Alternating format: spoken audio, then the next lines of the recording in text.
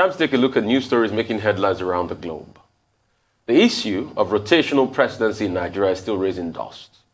Following a boast at the weekend by Director of Publicity and Advocacy of the Northern Elders Forum, NEF, Dr. Hakeem Ahmed, that the North could retain the country's presidency irrespective of the South if the region's numerical strength was factored in, more reactions now trail his comments.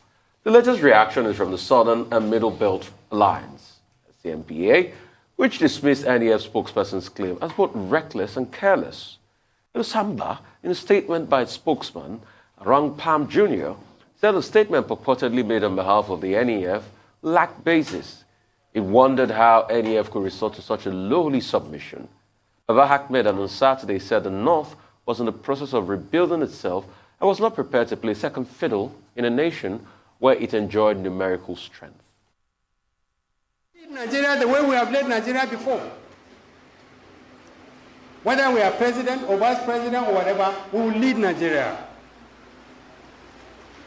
Not because we are better than anybody else, but because if you are doing a democratic game, the votes say vote who you want. We have the majority of the votes. Why do we need to accept a second-class position when we can fight for and get a first-class position? Why?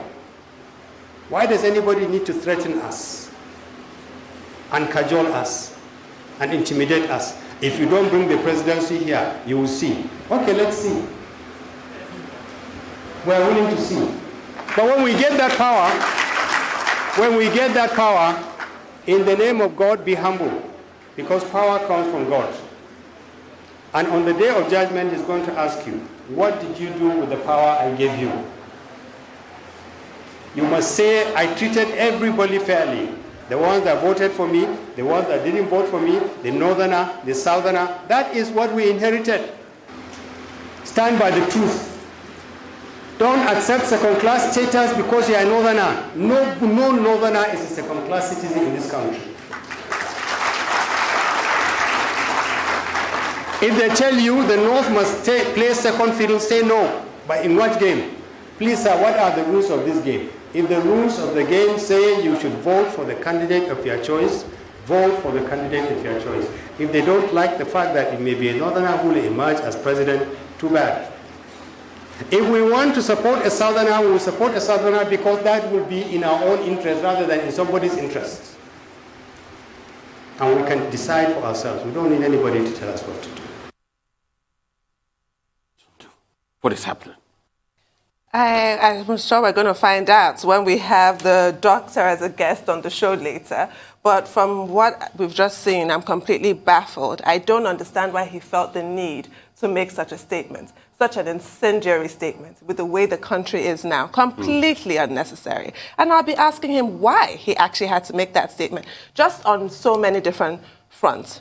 Starting off with his claim about the numerical strength of the North, which in Nigeria is one of those anomalies that the higher or the closer to the desert that you get, the more population density increases. But of course, nothing is surprising in this country where you want to have a naval base in Kano. So I doubt that numerical strength in the first case. And I also wonder why he's speaking of his own people, Northerners, like there's some kind of monolith, like they all just follow one person. Of course not. Northerners will vote according to their values, their aspirations, same as everybody else. And I can't help but be thankful yet again for Section 133. I mean, I have so many problems with our Constitution. I think we should bin it and start again, but we must maintain that Section 133, geographical spread. Even if there are 10 billion people in the North alone cannot produce the President of Nigeria. The President of Nigeria must satisfy that condition. And thank God for that. The framers of our Constitution got so many things wrong, but that was spot on because of rhetoric like this, because of this kind of parochial thinking. It is completely unacceptable. And also thinking this posture of being asked to play second fiddle just because you're not in power. And it's still even a hypothetical. We don't know what's going to happen in 2023. But then how then does he think the Southeast feel when they have not even ever produced a president? So what exactly is he trying to say? Are they better than Igbo people? No, are they better than they're what? They say they're blue bloods to the Nigerian presidential seat. Blue bloods? Yeah, that's what he means, obviously. No, that's a delusion, quite frankly. So does he think that they're better? So those who have not had the chance to rule, and so they should be satisfied with playing second fiddle. By his own logic, it's only fair that everybody gets a bite of the cherry. It's a completely outrageous statement. I'm sorry. Dr. Batty? Well, I think the conversation is useful. And with regard to Dr. Akim Baba Ahmed, who is the spokesperson of the Northern Elders Forum, let's give him the credit. He has been very consistent in articulating the position of the Northern Elders Forum. Okay, major pressure group, a pressure group that speaks for the northern part of Nigeria. And it is very clear. And Southerners, must prepare themselves for the fact that, look, the northern part of the country, which is a problem. The Western media talks in terms of North-South division in Nigeria. And sometimes, when we engage them, we try to say, no, it's not quite North-South. But they've been vindicated that there is a North-South divide. And the conversation towards 2023 has proven that there is indeed a North-South divide in Nigeria. And Dr. Akim Baba Ahmed just confirmed that. But in terms of his position with regard to the 2023 presidency, he has been very consistent to say that, look, the South should not assume that it will be handed over to them on a platter of gold. Two, that the North, he says, should not be blackmailed, should not be intimidated, should not be marginalized, because they have the numbers. He says it. They have the power. They have the instruments of the state in their possession. In other words, he's saying confidently that, look, the presidency can come to the North, can go to the North in 2023, and the heavens will not fall. Because according to him, Northerners are also stakeholders. So he used the expression, it's a game. Yeah, okay. During my foray into politics, I'm still there. I still, we are all in politics anyway. One of the things I learned is that, look, it's a game of strategy. If your strategy works for you, fine, you win the election. If your strategy fails you, you lose. So the question to pose is, if a Dr. Akim Baba Ahmed comes forward and he says, look, nobody can intimidate us, we'll play the game and we'll be there in 2023. There is nothing wrong with power remaining in the North. What is the strategy of the South? Which was why I posed the question to Governor Akeredolu of Ondo State. Okay, what is the guarantee that this pressure group of governors from the South will be able to achieve the objective of ensuring that power comes to the South? And which was why we also asked Governor Peter Obi, former Governor Peter Obi yesterday, what is the guarantee that Igbo presidency is a done deal?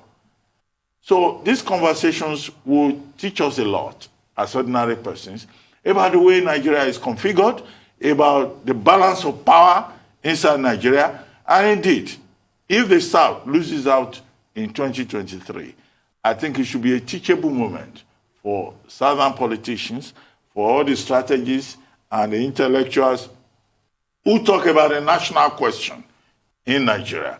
So Dr. Akim Baba Ahmed has been very consistent and is upfront and is not denying the fact that the North does not want power to come to the South.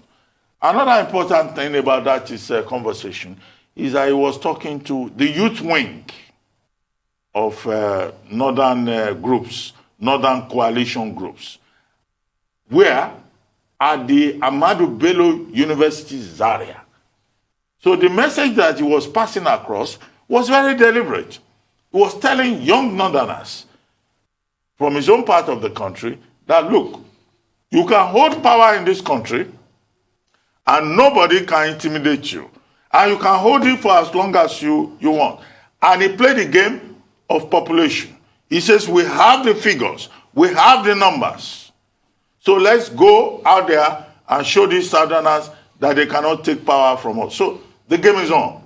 So what kind of game are Southern Nigerians playing? Beyond front page analysis, beyond the television punditry and all of that. So it shows that, this is a divided country with regards to power.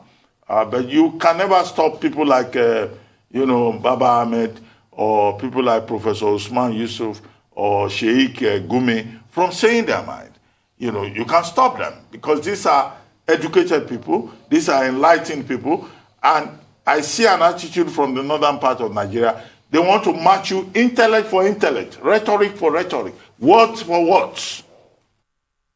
Is that a good thing for Nigeria? It's a matter for general analysis. I'm not in a position to give a definitive conclusion in that regard. So now that 2023 has become a game, who wins? Who blinks first? We're all here. Will the people's votes count? Will the people be able to determine what happens? We're here. We'll see. But whatever happens, if people are saying it is our side of the country and not your side or nothing, okay, all of us will be here because we are not going to run away to deal with that challenge. And that will be the consequence of how Nigeria is managed, how Nigeria has been structured, and the future of Nigeria really is what is at stake, in my view. I may be wrong, but that's what I think. I mean, great analysis, Dr. Batian Tundu. So it's going to be that long night of negotiations. The die is pretty much cast for 2023. The North has put out its narrative.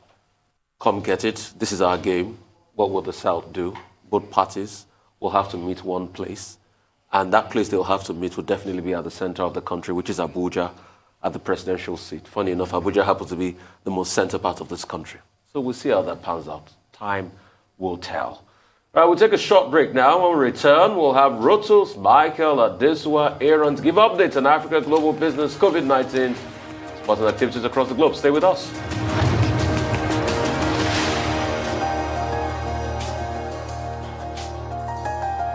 Welcome back to the morning show here on Arise News. Our dependable Rotus Adiri is here to give us an African business update. Over to you, Rotus.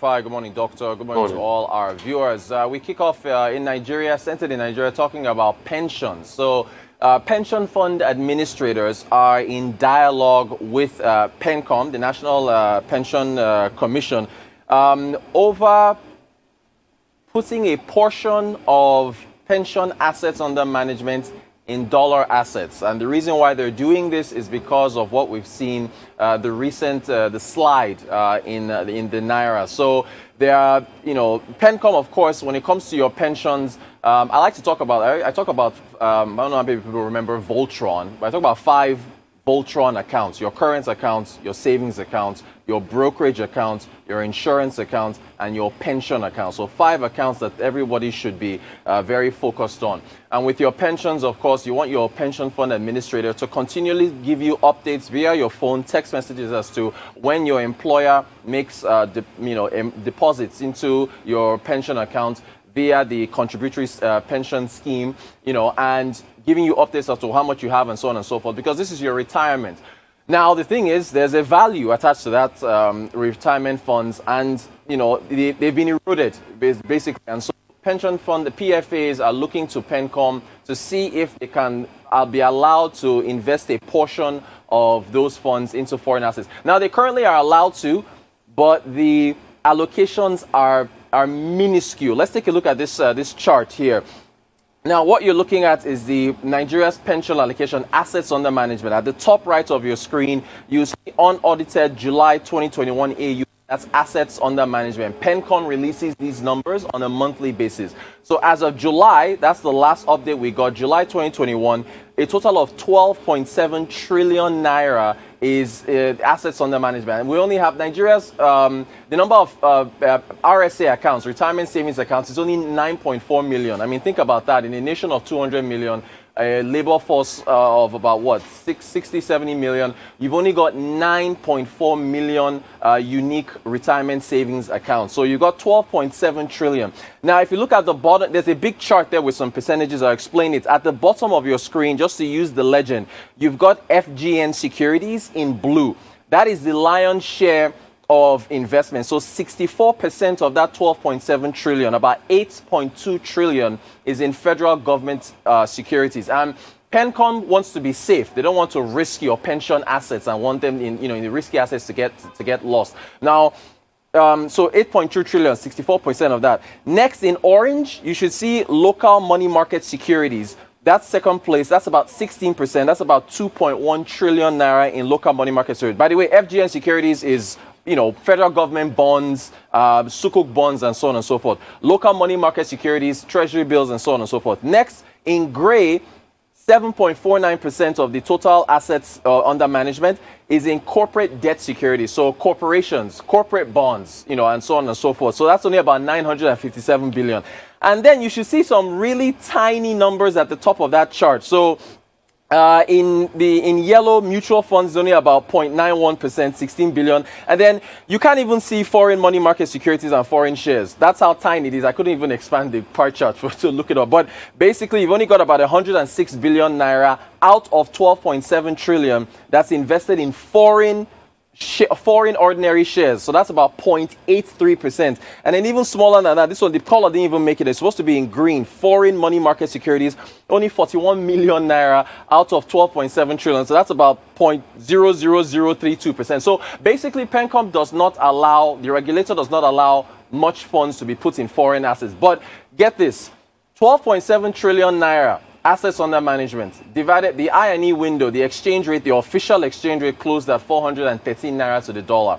You divide that, you get $30 billion.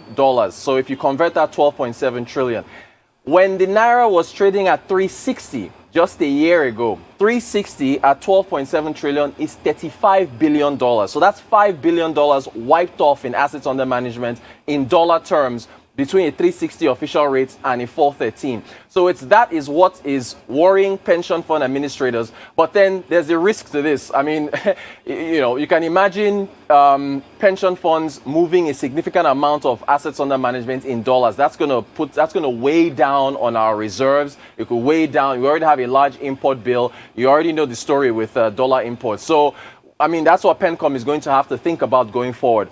We move to housing, still on pensions, though.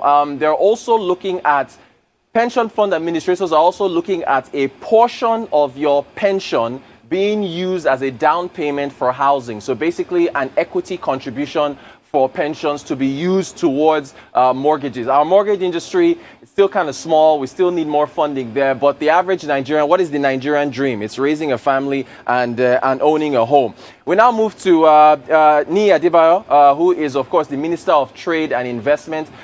Recently, of course, a lot of our investment team right now is in New York City. They're there for the United Nations meeting. And he was at the United States Nigeria Investment Forum, where he said that the federal government of Nigeria is eyeing $2,300 per capita GDP by the end of this year. I had to read that and make sure that was correct, because apparently there was a transcript that was made available to journalists. Remember the former Emir of Kano, Sanusi Lamido Sanusi, former central bank governor. Remember, we talked about this earlier, not too long ago, where he said that. And let's take a look at this chart. Let's look at this per capita GDP chart for Nigeria. He said, over 40 years, we were at 2,100 back in 1980, 1981, and now we're at just $2,097 as of 2020. So how do you get to 2,300 by December? I mean, you're going to have to grow your GDP exponentially between now and then. Nigeria is a $385 billion economy. If you also look at Africa, per capita GDP in Africa, you see that we trail Mauritius, we trail the Ivory Coast, we trail South Africa, we trail all these other countries. So how we get to that number, I don't know, but it's ambitious to say the least. That's our update. I mean, Rotus, when I heard that, I was like, is this a scene from The Night of a Thousand Laughs? There used to be this big comedy show organized by Upper Williams back in the days. I don't know if he still does it. It's called Night of a Thousand Laughs. A lot of laughs, a lot of joke. Is this a scene from The Night of a Thousand Laughs? All of a sudden you want to grow GDP. You see, let's not deceive ourselves, Rotus. I think that's one thing we do too much in Nigeria. You want to grow a GDP that rebounded on a basal effect and did 5%, where other economies are doing 30%, 20%. So for the fact that we rebounded on a basal effect and we did 5%, is an indication that there was not much growth. There are no much factors of the economy. And all of a sudden, by December, you want to grow per capita income. What's per capita income? GDP over population. So are you saying all of a sudden we'll go 400 billion GDP or 500 billion GDP and divide that by a population of 210? What's even the population of Nigeria? I don't even know. 206 million and divide that and get 2,300 and just put it in like that? Stop deceiving ourselves. Please, let's stop. Let's tell people the truth. The truth will make us free. Secondly, I want to talk about pension funds. It's a big deal what is happening as regards that. And I feel the pain of those people because most of their assets have been cut short. And this is a knock-on effect on this economic impasse going on, this forex problem going on. This is why that we should fix our forex problem long-term and produce. You can see what happened yesterday. I called three of my friends on the streets, BDCs, little bits or bookies like you call them. They were still keeping the dollar at 575. And that's to show you the effects. So we need to fix our forex problem. You see, the patriotic person in me is saying, no, let's not go that way. But really, these are pension funds. You have to hedge it against a currency that works. The Naira, you can't hedge it against Naira investment. Now, the Naira wouldn't work. It's not working now. It can work tomorrow. We want it to work. But currently, that's not the case. Please. Okay. I don't know how much economics Niyi Adebayo. I'm so sorry. I need to make a quick point. I need to make a very quick point on Niyi Adebayo and how we need to have more of a focus on the Ministry of Trade and Investment. Sorry, he did add that Nigeria has $10.1 billion in investment announcements and that his ministry is working on converting those announcements to real dollars. So as much as we focus a lot on the CBN, we got to look at these other ministries. The Ministry of Trade and Investment, again, that's responsible for bringing money into this country. Doctor, go ahead. Yeah, I was going to say I don't know how much economics Niyi Adebayo knows as Minister of Industry, Trade and Investment. In our time, we called it MITI. Okay, so you have some of these ministers, with no background in economics or any significant knowledge, making statements. So he says Nigeria is, recording steady growth. He says that GDP is going to be per capita at this point and all of that. Where is the evidence? So we get all these statistical, abstractions without any concrete illustration in terms of how those statistics translate into our circumstances as citizens. So you can just take Niyi Adebayo's statement as one of those things. He's supposed to be speaking somewhere in New York as part of the activities, prefatory to the 76th United Nations General Assembly. So I won't take that serious, just another official statement. But with regard to the pension fund administrators, well, when you have pension, you are expected to get return on investment. I think that the statement put out by the pension fund administrators is a disclaimer on the Naira. They are just saying simply that the Naira is useless because the Naira has been depreciating. The central bank has not been able to strengthen the Naira, has not been able to save the Naira. So the PFAs will now say, okay, we will save in dollars so that we can protect the interests of pensioners who are putting their money here. They have their assets here. The assets are being eroded because of the depreciation of the Naira, and yet they expect return on investments. I think the big challenge that is signposted by the position of the PFAs looking for dollar assets is to say we need to save the Naira. We need to strengthen the Naira.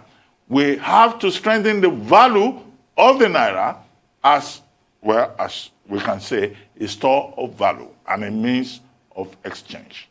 So that for me is a big issue.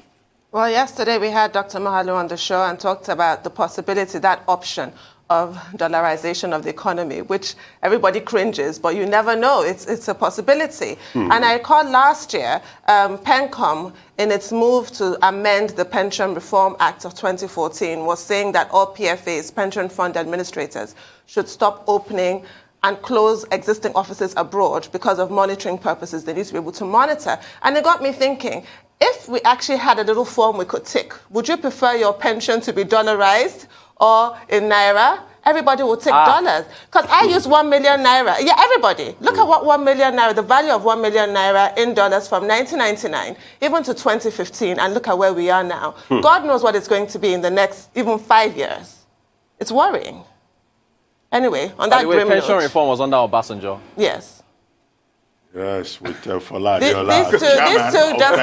These two, yes, you know, I think he has been the best president in the Fourth Republic so far, but that's deliberate. He made sure that that's what we would be saying.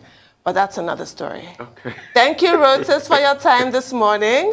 Moving on to more business updates, Michael Wilson joins us now from London. Good morning, Mr. Wilson. Good morning. The absence of mainland China really from the markets on a holiday yesterday and today. Japan's back. It may have exacerbated a bit of the sell-off. It's been relatively calm, but it's quite clear there are major worries ahead. Japan returning, no surprise, a weaker Nikkei 225, basically shares in Asia Pacific mixed, falling in Japan about 2% really. It's the liquidity crisis over China's Evergrande Group, which is weighing on investor sentiment. I'll come on to a bit more detail of that. Markets, as I said, in China and mainland China and South Korea closed for a holiday. Beijing, apparently about Evergrande, the markets are saying it needs to act fairly quickly. So let's see what actually the global fallout might be. Well, so there are 2 US dollar bond payments due this week. The China will have to do something fairly quickly. The government will have to do something fairly quickly. It was trying to deleverage the property sector a long time ago. There could be a debt for equity swap, which will wipe out present shareholders and so on. But there's a lot of work to do. But then again, government intervention in China is nothing new. As far as the US is concerned, stock futures higher in early morning trading yesterday. Big drops, you know, the normal kind of worries. A bit about the Evergrande fallout. The Dow average, industrial average, down 614 points. However, it's regained a little bit of that overnight. Now, COVID-19 in the United States, this is the worry, really. I know that we look weekly at the jobs figures and so on and all the other indicators, but it turns out it's the most deadly outbreak in recent American history, surpassing the US fatalities from the 1918 influenza pandemic. 675,000 deaths in the US so far. As far as that submarine deal is concerned, which is worrying the French, US and UK, attempting to smooth tensions about that, the US president requested a call with the French president Emmanuel Macron. For the UK, Boris Johnson has said he's very proud of his country's relationship with France. We have a new foreign minister. We have a new foreign secretary. We have meetings in New York. There's a lot to embrace France, actually, as a result of this. The big question is whether or not France would have done the same thing. It's the submarine deal we're talking about, of course. As far as the energy crisis here is concerned, the UK Business Secretary, Kwasi Kwarteng, has attacked alarmist talk, as he's putting it, saying that there's the growing spiraling crisis will actually get better. The price cap will stay, and so on, which means that a lot of companies who are therefore not going to be able to support failing consumers will have it underwritten by the state. Well, that state intervention looks like a crisis to me, I have to say. UK, British Steel is also saying that one of the big companies actually saying that things are getting tough with rising energy prices. I just use that as an example. It's the second biggest steel maker. Electricity costs 20% of producing steel, so an energy crisis growing in British industry as well. As far as oil's concerned, well, again, China out of the question, really, but rallying a little bit in Asia, looking at about 74 WT, Brent is 74, WTI about $70 a barrel, so still within that kind of frame. But going on to gold and silver, going on to precious metals, both of those have edged marginally higher as those concerns over global debt are rising. So as soon as you get any risk and markets tend to plummet, people shift into gold. How long that will last, of course, depends on where the equity markets go. Really all lies on China tomorrow to find out what they're going to do about Evergrande. Back to you. Well, Michael, I don't know how much time we have, but first let me start with Evergrande. Is this another Lehman Brothers moment? And is this going to have a contagion effect in the market. What do you think? And then secondly, Prime Minister Justin Trudeau managed to win the election in Canada. Does that have any implications for the market? What do you think in terms of what has happened in Canada? Yes, although the Liberal Party couldn't get the majority that it wanted, it just won. First of all, then, as far as Evergrande's concerned in China, yes, of course there will be a fallout. It really depends what China actually does. If it manages to shore up the company, then it will do that with state help. If it doesn't, then there will be a lot of banks will go down. I don't think it's quite a Lehman Brothers crisis yet. Easy to draw those kind of parallels, but we'll see what China's government actually plans to do. But as you quite rightly say, there are plenty of banks around the world, thus plenty of investors who are looking at that. It's not new. I mean, I don't really see why we're all looking at this now. We see this spiking effect, but we've known that the property sector in China has always been over borrowed over the past year. We've often talked about it. I think this is an additional crisis. It'll require sorting out. As far as Trudeau's concerned, he got back in with a very, very narrow majority. Canada's very important. Canada is in the G7. Canada is a member of NATO. Canada is an Arctic country as well. And as you know, there's a lot of territorial disputes about what's going to happen in the Arctic as it gets warmer and warmer. And also very important for trade as well. Will there be a CANZUK? Will there be a Canada, New Zealand, and also Australia and UK trade deal at some kind of stage? So all in all, it's very important. I don't know what you do if you're running a minority government like he will do. There will have to be compromises, but that's the kind of things that I'd be looking at as far as that's concerned. So I think Canada is important, but then again, it's a very, very slim majority. In fact, it's a minority government that he's got back in, the Liberals. Right. Two quick things, Michael. Number one will be the crisis of energy in the UK. Kwesi Kwarteng is trying to be bullish, saying everything is under control, but things definitely are not under control. A lot of people are scared that the price of gas will go up for winter. That's a problem on ground. Vis-a-vis supply chain problems in the UK, there's a lot of problems going on in the economy of the UK. What's your reaction to all of this? Well, first of all, as far as energy is concerned, yeah, I know Kwasi Kwarteng is trying to downplay it. I think it's a crisis. I think it's a crisis when the state gets involved in supplying a loan scheme for underperforming companies. That looks like a crisis to me. Doesn't have to spell it out much. I think there's definitely an energy crisis. And I was listening to large energy companies in the UK. Despite all the competition being encouraged by previous governments, it now looks as if these small companies go bust as a result of this energy crisis. Then there will only be 2 or 3 big ones left. So we'll all be paying higher bills. So that little experiment has failed. So yes, I think there is a crisis. As far as supply chains are concerned, yes, of course, there are lots of worries about it. I mean, so we eat a bit less at Christmas. Who's worried about that? It's not so much that, but it's not so much about luxuries. It's about basic things like foodstuffs and so on, and how the poor are actually going to be impacted by this. It is the poorer parts of the population who will be impacted by higher prices. So we will be facing higher prices. No question about that. And in addition to all that, let's throw in COP26, shall we? When the good and the great of all the nations around the world are going to congregate in Scotland and talk about about green energy and so on. If this energy crisis shows anything, and the supply chain crisis shows anything, it's A, that we are all interdependent, and B, we're also going to have to pay more for a greener planet, and we're also going to have to pay more for energy. That's the bottom line. So yes, there is a crisis. Well, Business Secretary Kwasi Kwarteng is obviously not listening enough, to the major stakeholders in the energy sector. He says prices will remain in place despite demands that the price cap should be removed. And he says all of this is temporary. But let's see how it plays out. It looks like the United Kingdom is looking forward to a winter of discontent, more or less, if I may use that phrase. But I wanted to ask you about France and the tantrums that France has been, throwing over the AUKUS, that submarine nuclear deal with Australia, with the UK and the United States.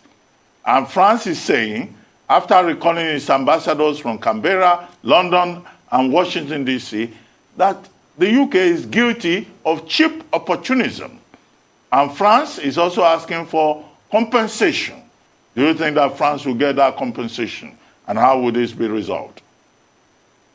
Right, so let's ask some journalistic questions about this then, shall we? First of all, before we start to get carried away with what France is actually shouting about. A, was the contract being run on time for the diesel-electric submarines? No, it wasn't. Right. Is the technology of these submarines far behind what China's doing as far as nuclear-powered submarines? Yes, it is. Were the French monitoring that at the time? No, they weren't. Was it running out of cost? Yes, it was. Would France have done exactly the same had it been them doing it and then blamed Brexit for what happened? I suspect it probably would. So I think that But, however, on top of all that, it is our neighbour and we need to be friendly with it because it's part of an essential security tie-up between the main security forces in the world, excluding, of course, those of China and Russia. So, therefore, I think it's worth pursuing diplomatic channels. But would they have done the same? Yes, of course they would. Yeah, Liz Truss, after all, says this is about national interest. And Scott Morrison, PM of Australia, is also saying this is about strategic national interest. So every country looks out for its own interest, more or less. Isn't that the case? And truthfully, I think this is about Macron's next election. That's why he's crying so hard. Keep crying, Macron. Thank you so much, Michael. Really appreciate you for the time you spent with us this morning. For updates on COVID-19 pandemic, Adesuwa Moro is here with us. Adesuwa, great to have you. Good morning. Good morning, Rufai. Good morning, Dr. Abati. And good morning, Chundul. Looking like the lawyer that you are this morning, as Dr. Abati said earlier. Every so often. Well, let's look at the latest statistics. Let's look at the latest statistics. According to the Johns Hopkins University, well, the tally shows that over 4.7 million people have been killed by COVID-19. And so far, over 229 million have been infected. Vaccination globally continues, however, unequal. About 5.8 billion doses, almost 5.9 billion doses have been administered so far globally. Again, it remains very unequal. Here in Nigeria, the Federal Capital Territory, Abuja, posted 121 of the latest 393 latest infections in the last 24 hours. Taraba State posted just one infection, and according to the NCDC in Nigeria, that singular case is a backlog from the 18th in the state. The federal health authorities in Nigeria have in recent times raised the alarm over no testing or lack of testing records from about 15 states in the country. A reminder that vaccines against COVID-19 are very much available in Nigeria.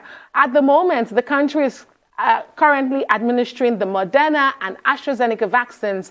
It also has the single-dose Johnson & Johnson vaccines. So far, over 4.4 million targeted population have received a single dose, while 1.7 million total eligible persons targeted for the vaccination have been fully vaccinated. I keep saying targeted. And just to explain this a bit is that Nigeria is not looking to vaccinate the entire population, at least not now. So the targeted population is about 70%. And of course, it's a percentage, it's a fraction of that percentage that we are looking at. So when you see 4.4 million people or you see 1.7 million people, you understand what we are looking at. Meanwhile, still in Nigeria, Osun State Governor Adegboyega Oyetola has mandated COVID-19 vaccine for his executive council, that is EXCO members, public servants, health workers, and others in the state. Now, the state is following the steps taken by Edo and Ondo states, making it compulsory for workers to be vaccinated. The directive was contained in a memo from the Office of the Head of Service. It, however, did not state what actions will be taken against those who fail to comply. They have 3 weeks to do this in Osun State. And out of Nigeria to the United States, where the country is set to reopen for vaccinated foreign travelers for the first time in 18 months, almost since the pandemic started. And these measures were put in place by former President Donald Trump. Now, travelers will have to show proof of vaccination before they board flights, as well as a negative test but they won't need to quarantine on arrival in the U.S. This affects passengers from the UK and most European countries starting from November.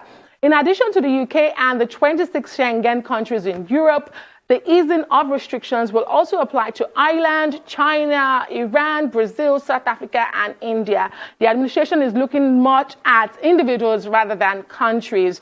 Good news for concerned parents who want their kids vaccinated, as Pfizer and BioNTech revealed that a lower dose of their COVID-19 vaccine induced a robust immune response in those age 5 to 11. They plan to ask for regulatory authorization as soon as possible to use the shots in children in that age range in United States, in Europe, and elsewhere. You recall that Nigeria is also expecting any moment from now to receive the Pfizer vaccines. Well, to more cheery news this morning, I'm glad to be bringing this to you. India will resume COVID vaccine exports from October, that's next month, and it's according to the country's health minister. India, the world's largest vaccine producer, had halted exports in April this year to cater to domestic demands as infections shot up in the country. So far, more than 609 million, that's more than half of India's eligible population, have received at least one dose. However, only 21% of eligible adults are fully vaccinated in the country. It looks like world leaders have this good news ahead of the opening of the UNGA today in New York. Guys. Well, thank you for that bit of good news. And how did Jair Bolsonaro get away with what he got away with? I thought that the mandate was that nobody can attend the UNGA unvaccinated, but there he is, brandishing his lack of vaccination and his antibodies that he got from catching COVID a few months ago. And he's managed to get away with it. Why is it one rule for him and one rule for others? What's he doing in New York? You and I can't get into New York if we're not vaccinated. Indeed, Tunu. However, I don't think he's totally gotten away with it. The UNGA officially opens today, where world leaders will have 15 minutes each to give their opening addresses. And if Jair Bolsonaro is scheduled to speak, I don't think he will be allowed into the floor to give that speech. He's in New York, yes, but would he be accessing, the floors of the United Nations General Assembly to have his speech? I don't think so. I keep my fingers crossed. I'm yet to see him just there. Oh, good. Well, I'll be glad, but they shouldn't have let him in the first place. Yeah, the 76th United Nations General Assembly has a lot of issues to deal with. And it's not surprising that right on the top of the agenda is COVID-19 and, access to world leaders, having access to that general debate. Now, Brazil is the first country that speaks immediately after the Secretary General. But about 93 leaders, the whole of the UN itself is made up of 193 countries. But about 93 or about 100, more or less, have elected to speak by, virtual contact, remotely. So let's wait and see what happens. Maybe Jair Bolsonaro would not necessarily have to come into the chambers. But beyond COVID-19, there are other urgent issues that the world is dealing with. Climate change, the crisis in Ethiopia, the crisis in Afghanistan and the future of Afghanistan. Yes. And, so many other issues of international interest. But the general debate is always very useful. It provides an opportunity for leaders of the world to interface at both multilateral, bilateral, and other levels. But let's talk about India.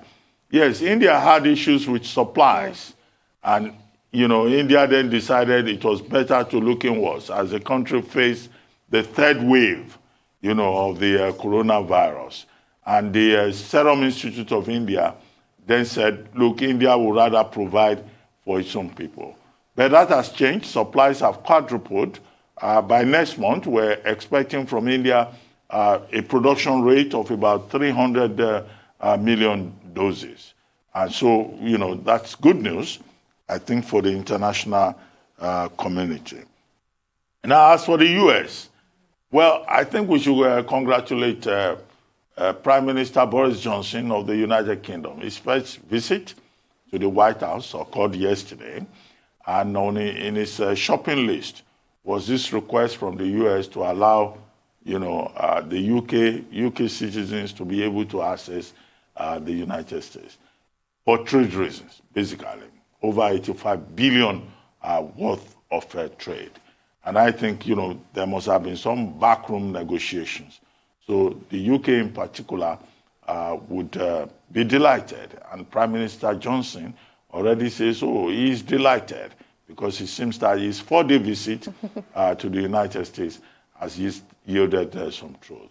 However, as you pointed out, this is restricted to land border, to air travel, not to land border, because people from Canada and Mexico cannot just come in, But at the same time, it's restricted to fully vaccinated persons. The U.S., tops the list in terms of the infection rate globally. But all of this, basically, is about trade. And as for Osun State, yes, Osun State is following the footsteps of Edo State.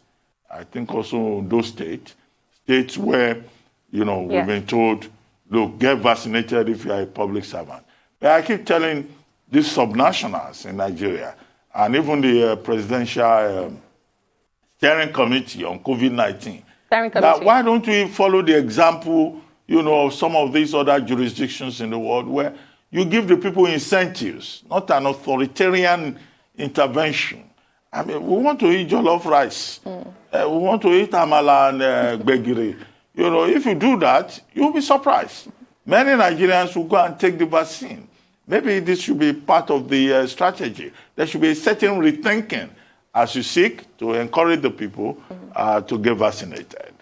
Well, you may think it's on the lighter note, then maybe we should try it and see. Rufai is already waiting for the jollof rice. I just miss hearing you say jollof rice. So for me, real quick, I think the problem is the hypocrisy of this world leaders going to hunger. In that same room, you have an America sit and talk about vaccine equity. Hypocrisy.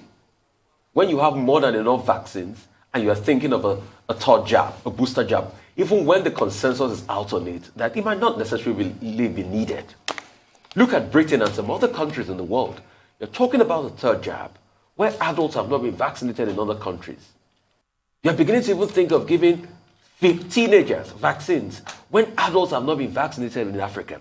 And you forget that if Africa and other countries of the world are left out in all of this, due to international trade, that it will still come to you one way or the other. We forget that the origin of this virus was from China.